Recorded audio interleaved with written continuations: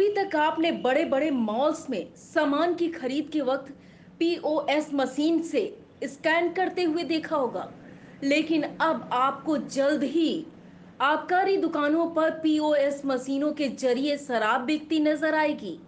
अलीगढ़ में हुए जहरीली शराब कांड के बाद आबकारी विभाग अब सूबे में शराब बिक्री व्यवस्था में बदलाव की तैयारी में है। नई व्यवस्था के तहत अगर कोई शराब की बोतल लेता है तो पीओएस मशीन से उसका बार कोड स्कैनर होगा। स्कैन के बाद प्रिंटर से एक बिल निकलेगा।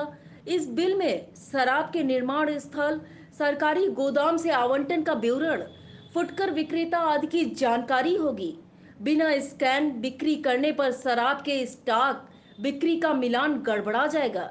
ऐसे में दुकानदार का लाइसेंस निरस्त कर दिया जाएगा।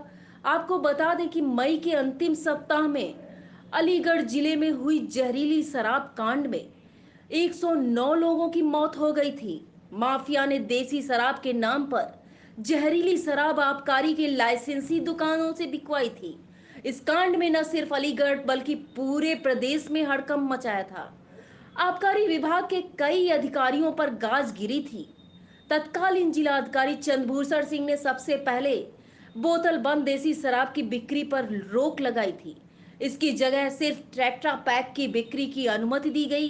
आबकारी विभाग की माने तो अब पूरे उत्तर प्रदेश में पीओएस मशीन के जरिए आबकारी दुकानों पर शराब बिक्री की जाएगी।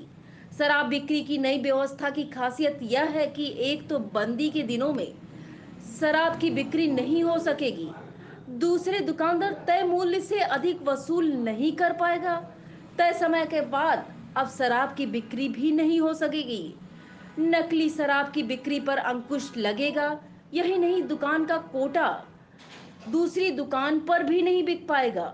आगामी दिसंबर तक प्रदेश में पीओएस मशीन के जरिए शराब की बिक्री शुरू हो जाएगी।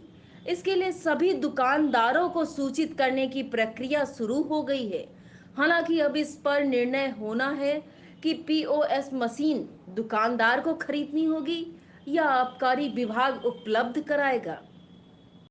नमस्कार, मैं हूं Satish Kaushik, actor, director, producer और आपका चहेता हास्य कलाकार।